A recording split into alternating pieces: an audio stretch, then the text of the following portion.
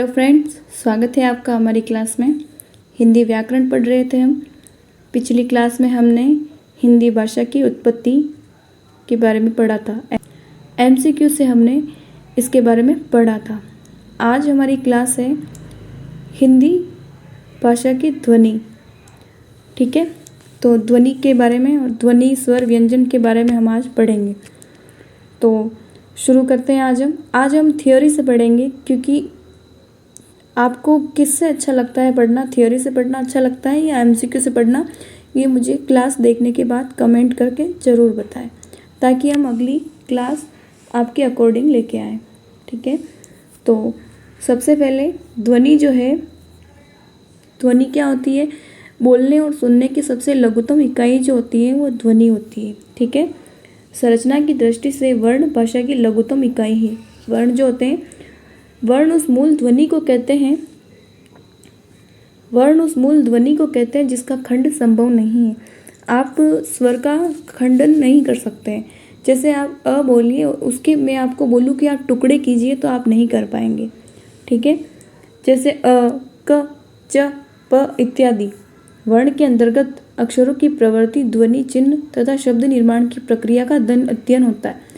वर्ण के उच्चारण समूह को वर्णमाला कहते हैं। वर्णमाला किसे, जैसे वर्ण का जो उच्चारण स्थान है उसके समूह को वर्णमाला कहते हैं। हिंदी वर्णमाला में 46 वर्ण है। इसके अतिरिक्त 3 संयुक्त वर्ण, 1 मिश्र वर्ण तथा 2 यगवाह वर्ण भी है। इन वर्णों को स्वर तथा व्यंजन में बांटा गया है। ठीक है, पढ़ेंगे हम इसके बारे में आगे। स्वर जो है, स्वर वर्ण उन वर्णों को कहते हैं जिनका उच्चारण स्वतंत्र रूप से होता है, यानी कि किसी और ध्वनि या किसी व्यंजन की आवश्यकता नहीं होती है। स्वर का उच्चारण हम स्वतंत्र रूप से कर सकते हैं। हिंदी वर्णमाला में स्वरों की संख्या 11 है। ठीक है, स्वरों को उसके उच्चारण स्थान के आधार पर 2 भागों में विभाजित किया गया है। पहला है ह्रस्व, दूसरा है दीर्घ। ठीक है, ह्रस्व जिसको हम लघु भी बोल सकते हैं, दीर्घ जिसको हम गुरु भी बोल सकते हैं। ठीक है, तो ह्रस्व देखिए, अ, ई, उ हर्ष स्वर हैं। इनके उच्चारण में कम समय लगता है। जिसके उच्चारण में कम समय लगता है उसे लघु कहते हैं, और जिसके उच्चारण में ज़्यादा समय लगता है उन्हें दीर्घ कहते हैं। ठीक है, तो आ, ई, उ, ए, आई, ओ, औ तथा री दीर्घ स्वर है, क्योंकि ह्रस्व स्वर की तुलना में इन स्वरों के उच्चारण में अधिक समय लगता है। आप खुद बोलकर देखिए, उच्चारण करके देखिए, आपको महसूस होगा कि इन स्वरों को बोलने में इनके बजाय ज़्यादा समय लग रहा है। ठीक है, ए, आई, ओ तथा औ को संयुक्त स्वर भी कहा जाता है। इन चारों को क्या कहा जाता है? संयुक्त स्वर भी कहा जाता है। वस्तुतः इनकी संरचना 2 स्वरों के मेल से हुई है। ये चारों जो है वो 2 स्वरों से मिलकर बने हुए हैं। री स्वर वर्ण है, किंतु तत्सम शब्दों में यह स्वतंत्र रूप से शब्द के आरंभ में आता है। ठीक है, आगे देखिए, अयोगवाह कहलाने वाले जो 2 वर्ण है वो है, एक तो अ और एक अह। विसर्ग होती है इसमें, विसर्ग। इसका प्रयोग स्वर तथा व्यंजनों के साथ किया जाता है। इनका अयोगवाह, इसका जो प्रयोग होता है वो किसी स्वर या व्यंजन के साथ ही होता है। अह विसर्ग का प्रयोग तत्सम शब्दों में व्यंजनों के अंत में ही होता है। विसर्ग जो है वो, ये देखो, व्यंजन के अंत में ही विसर्ग लगती है। ठीक है, स्वर वर्ण व्यंजनों के साथ शब्दों में मात्रा में रूप में ही होता है। स्वर वर्ण व्यंजनों के साथ शब्दों में मात्रा के रूप में होता है। जो स्वर जो होते हैं वो व्यंजनों की मात्रा के रूप में लगते हैं। जैसे कि आप, ये है क है, यह व्यंजन है, जब तक ये हलंत है तब तक ये व्यंजन है। जैसे ही मैं इसमें आ स्वर मिलाऊंगी, जैसे ही हम इसमें आ स्वर मिलाएंगे तो ये का बन जाएगा। ठीक है, तो मात्रा के रूप में ही इसका प्रयोग होता है। ठीक है, आगे देखिए, स्वर रहित व्यंजन के अंत में हलंत लगाकर शब्द पूर्ण किया जाता है। स्वरों का उच्चारण स्थान कंठ है। स्वरों का उच्चारण स्थान जो होता है वो कंठ होता है, ये याद रखना है। अब पढ़ते हैं व्यंजन। व्यंजन वह वर्ण है जिसका उच्चारण स्वर की सहायता से होता है। प्रत्येक स्वतंत्र वर्ण के उच्चारण में अ स्वर की ध्वनि छिपी होती है। प्रत्येक वर्ण के उच्चारण में अ स्वर की ध्वनि छिपी होती है। जो व्यंजन होते हैं उनके प्रत्येक में अ वर्ण की ध्वनि छिपी हुई होती है और ये हलंत होते हैं, अपने आप में अपूर्ण होते हैं। स्वरों की सहायता लेनी पड़ती है इसका उच्चारण स्थान इसके उच्चारण के लिए। हिंदी में व्यंजनों की संख्या 33 है। व्यंजन 3 प्रकार के होते हैं, स्पर्श, अंतस्थ तथा ऊष्म। स्पर्श व्यंजन का उच्चारण किसी विशेष अंग या अंगों की सहायता से होता है। इनके उच्चारण में कंठ के अतिरिक्त जिह्वाग्र द्वारा तालु, मूर्धा, दंत, ओष्ठ आदि स्थानों के स्पर्श से होता है। इसे वर्गीय व्यंजन भी कहा जाता है क्योंकि इनका वर्ग होता है, जैसे क, ख, ग, ग, ड, यहाँ तक इनका पूरा वर्ग है। इन्हें वर्गीय व्यंजन भी कहते हैं। देखिए वर्ग, क वर्ग है, ये क पूरा वर्ग का सभी वर्ण है। इनका उच्चारण जो है कंठ से होता है। ये च वर्ग है, च, छ, ज, ज है, इनका उच्चारण स्थान तालु है। ये ट वर्ग है, ट, ठ, ड, ढ, ण, इनका उच्चारण जो है वो मूर्धा से होता है। और ये देखिए त वर्ग है, त वर्ग, त, थ, द, ध, न, इनका जो उच्चारण स्थान है वो दंत्य है। आप बोल के देख लीजिए, त, दांत का सहारा लेना पड़ता है उच्चारण के लिए। प वर्ग है, इनका उच्चारण स्थान ओष्ठ है। ठीक है। फिर है अंतस्थ व्यंजन, य, र, ल, व, ये अंतस्थ व्यंजन कहलाते हैं। ठीक है। ये वर्ण स्वर तथा व्यंजन के मध्य स्थित है। स्वर तथा व्यंजन के मध्य स्थित है, जिस कारण अंतस्थ कहलाते हैं। क्यों कहलाते हैं? क्योंकि स्वर तथा व्यंजन के मध्य स्थित है। ये आधे स्वर तथा आधे व्यंजन होते हैं। कौन होते हैं? य, र, ल, व। इनके उच्चारण में जिह्वाग्र विशेष सक्रिय नहीं रहती है जैसा अन्य वर्णों में होता है। आधुनिक काल में ल और र को पूर्ण व्यंजन माना जा रहा है, जबकि य और व ही अंतस्थ व्यंजन के रूप में प्रयुक्त हो रहे हैं। ऊष्म व्यंजन श, श, श, ह, श, श, स, ह, इनको ऊष्म व्यंजन माना गया है। इनको ऊष्म व्यंजन इसलिए माना गया है, इनके उच्चारण में घर्षण से उत्पन्न वायु का निष्कासन होता है। यानी कि इनके उच्चारण करने में ऐसा लगता है जैसे संघर्ष हो रहा है, आपस में आवाज़ें टकराती है, ऐसा होता है। आप उच्चारण करके देखिए, आपको लगेगा कि जो ध्वनि जो है वो आपस में घर्षण कर रही है। इसके अतिरिक्त हिंदी वर्णमाला में 3 संयुक्त व्यंजन क्ष, त्र, ज्ञ भी सम्मिलित है। श्र एक मिश्र वर्ण है। ये संयुक्त व्यंजन 2 वर्णों के संयोग से बने हैं। जो संयुक्त व्यंजन जो है ये 2 वर्णों के संयोग से बने हैं। क और श से मिलकर क्ष बना है, त और र से मिलकर त्र बना है, ज और य से मिलकर ज्ञ बना है, श और र से मिलकर श्र बना है। ठीक है। ड तथा ढ 2 ऐसे व्यंजन हैं जो द्विगुण व्यंजन कहलाते हैं। शब्दों के अंत या मध्य में ड, ढ वर्ण का प्रयोग होता है, जबकि प्रारंभ में ड, ढ कभी नहीं आते। यहाँ वर्ण ड, ढ ही प्रयुक्त होते। जैसे कोई शब्द प्रारंभ हो रहा है, डफली लिख दो आप, डफली, तो प्रारंभ में अगर आप डफली लिखोगे तो यहाँ ड आएगा, ना कि ड नहीं आएगा, ये लास्ट में आता है। जैसे लड़ाई हो रही है, लड़ाई, तो यहाँ ये ड आएगा। इसमें और इसमें अंतर समझिए आप। ठीक है। आगे देखिए व्यंजनों का उच्चारण वर्गीकरण। प्रयत्न के आधार पर व्यंजनों के उच्चारण को 8 भागों में बांटा गया है। प्रयत्न के आधार पर 8 भागों में स्पर्श होते हैं, ये हमने पढ़ा है, क, ख, ग, घ।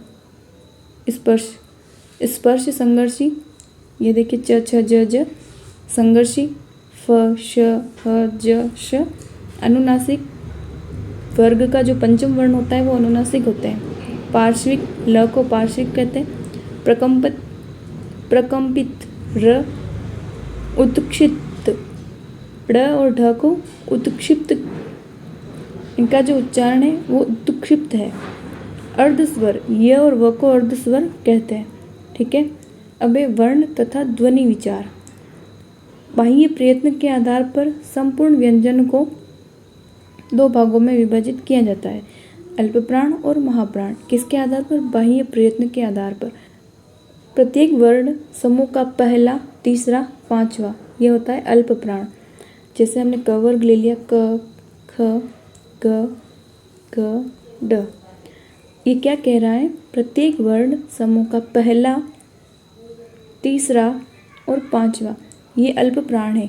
इनको आप बोल के देखेंगे तो आपको कम समय लगेगा, लेकिन दूसरा और जो चौथा वर्ण है उसको आप बोल के देखेंगे तो इनमें ज़्यादा ज़्यादा वायु लगेगी, ज़्यादा प्राण लगाना पड़ेगा। इनको आप बोल के इनका उच्चारण आप करके देखेंगे तो इनमें ज़्यादा वायु लगेगी, इसीलिए इनको महाप्राण कहते हैं। ठीक है, तो पहला, तीसरा, पांचवा ये हो गए अल्प प्राण, दूसरा और चौथा हो गए महाप्राण। ठीक है, आगे देखिए, ये सभी दे रखे हैं अल्प प्राण व्यंजन, लेकिन आप ये ऐसे ही याद रखिए कि वर्ग का पहला, तीसरा, पांचवा अल्प प्राण, दूसरा, चौथा महाप्राण।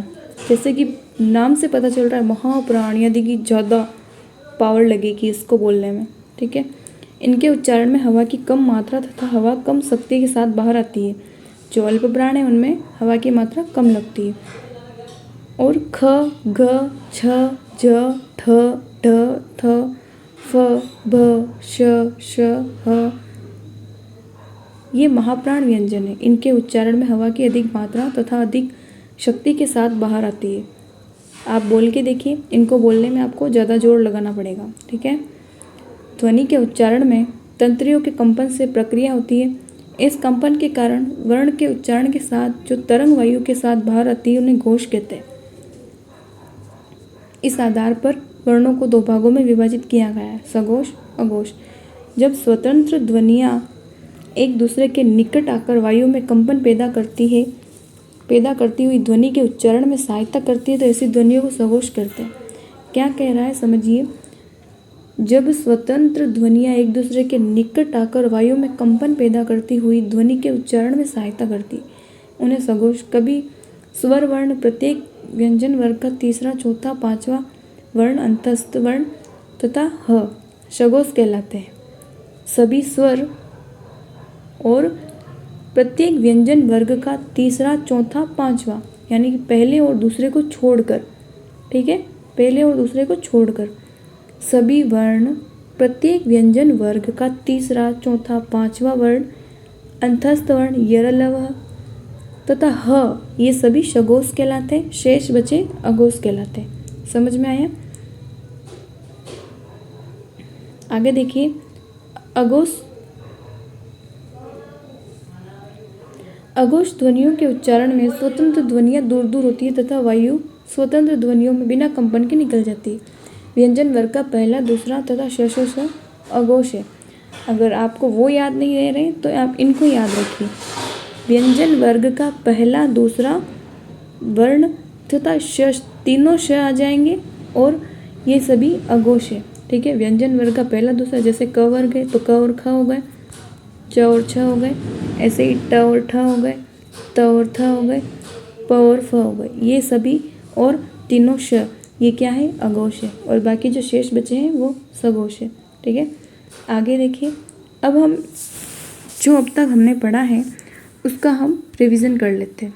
ठीक है, तो देखिए, व का उच्चारण स्थान कौन सा है? आप व बोल के देखिए, व का उच्चारण स्थान क्या है? ओष्ठ तो नहीं है, तालव्य भी नहीं है, दंत्य भी नहीं है, दंतोष्टम इसका राइट आंसर है। ऊ, ऊ बोल के देखिए और आप बताइए कि ऊ का उच्चारण स्थान क्या है, कर्ण स्थान क्या है? तो हमने पढ़ा सभी स्वर जो है वो कंठ है, उनका उच्चारण स्थान कंठ होगा। ठीक है, क का उच्चारण स्थान कौन सा है? क का उच्चारण स्थान कौन सा हो जाएगा? कंठ, तालु, मुर्दा, दंत, तो कंठ हो जाएगा। ठीक है, चौथा है, निम्न में से स्पर्श व्यंजन कौन सा है? स्पर्श व्यंजन आपने पढ़ा था, कौन सा है?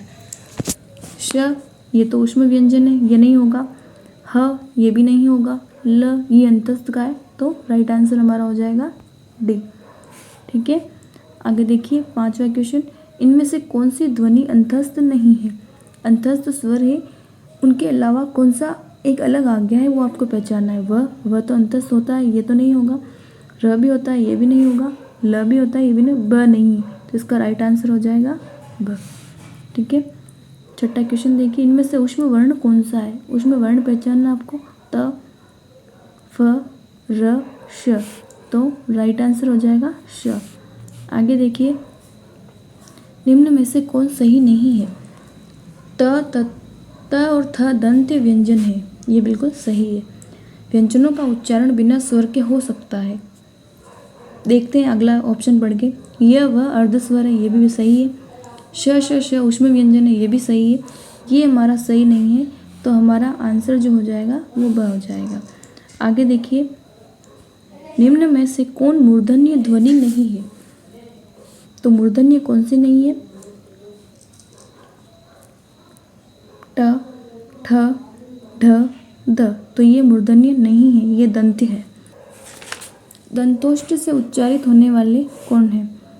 स्व, व। इन्हें आप बोलकर देखेंगे तो ये इनका उच्चारण जो है, इसको उच्चारित करने में दांत और होंठ का सहारा लेना पड़ता है। तो ये हमारे हो जाएंगे। अगला 10वां प्रश्न देखिए, निम्न में से कौन सही शब्द है? ड और ढ को वर्णमाला में स्थान प्राप्त है, बिल्कुल है। पहला तथा तीसरा वर्ण महाप्राण होता है। पहला और तीसरा महाप्राण नहीं होता है, दूसरा और चौथा महाप्राण होता है। तो ये भी हमारा गलत है। च, छ, ज स्पर्श व्यंजन है, ये बिल्कुल सही है। 11वां देखिए, निम्नलिखित में से कौन सही शब्द है? परीक्षा गलत है, ये परीक्षा, परीक्षा, परीक्षा ये सही है। 11वां में भी सही है। अगला देखिए, क और ए से निर्मित रूप होगा। क और ए से निर्मित रूप कौन सा होगा? देखिए, का नहीं होगा, क और आ होता तो का होता, तो इसका राइट आंसर हो जाएगा ये। ठीक है, आगे देखिए, घ और उ से निर्मित रूप है, तो इसका निर्मित रूप बी ऑप्शन राइट हो जाएगा इसका। आगे देखिए, निम्नलिखित में से कौन सत्य है? स्वर का उच्चारण स्वतंत्र रूप में होता है। व्यंजन हमेशा स्वतंत्र रूप में उच्चारित होते हैं। अनुस्वार तथा विसर्ग हिंदी में प्रयुक्त नहीं होते हैं। नहीं कैसे आएगा? होते हैं। व्यंजन 2 प्रकार के होते हैं, हर्ष और दीर्घ। नहीं, स्वर 2 प्रकार के होते हैं। तो इसमें सत्य कौन सा हो जाएगा? अ हो जाएगा। अगला क्वेश्चन देखिए 15, अल्प प्राण में कौन सा सही है? अल्प प्राण में मुख से वायु की मात्रा कम निकलती है, सही है। महाप्राण में मुख से वायु की मात्रा कम निकलती नहीं, ज़्यादा निकलती है। अल्प प्राण में खास स्वर पर बल पड़ता है, नहीं पड़ता है। महाप्राण में शब्द के प्रथम स्वर पर बल पड़ता है। तो इसमें सही कौन सा हो जाएगा? असही हो जाएगा। अनुतान का संबंध है उच्चारण के समय से, उच्चारण के उतार चढ़ाव से, उच्चारण में निकली वायु से, उच्चारण के कंपन से। तो इसका संबंध जो है उच्चारण के उतार चढ़ाव से है। अगला क्वेश्चन देखिए, निम्न में से कौन महाप्राण नहीं है? अब महाप्राण पहचानिए आप, श, स, ख, प। तो इसका राइट आंसर कौन सा होगा बताइए आप। महाप्राण कौन सा नहीं है, यानी कि अल्प प्राण पहचानना है, यानी कि वर्ग का पहला, तीसरा और 5वां। तो देखिए, प जो है ये वर्ग का पहला वर्ण है, तो हमारा अल्प प्राण कौन सा? बाकी ये सभी क्या हो गए? महाप्राण हो गए। ठीक है, आगे देखिए, निम्न में से कौन सा एक अल्प प्राण ध्वनि है? अब इसमें अल्प प्राण कौन सा है? अल्प प्राण पहचानना है, यानी कि वर्ग का पहला, तीसरा और 5वां वर्ण कौन सा है? क, ख, घ, ध। तो ये तीनों जो है वो महाप्राण है और क जो है वो अल्प प्राण है। ठीक है, तो ये हमने आपको थ्योरी के साथ कुछ MCQ भी करवा दिए हैं ताकि आपकी प्रैक्टिस हो जाए। कैसी लगी आपको क्लास कमेंट करके ज़रूर बताएं। और आपको थ्योरी से पढ़ना अच्छा लग रहा है या MCQ से ही पढ़ाऊँ, आप मुझे कमेंट करके ज़रूर बताएं। ठीक है, थैंक यू। मिलेंगे कल फिर अगली क्लास में।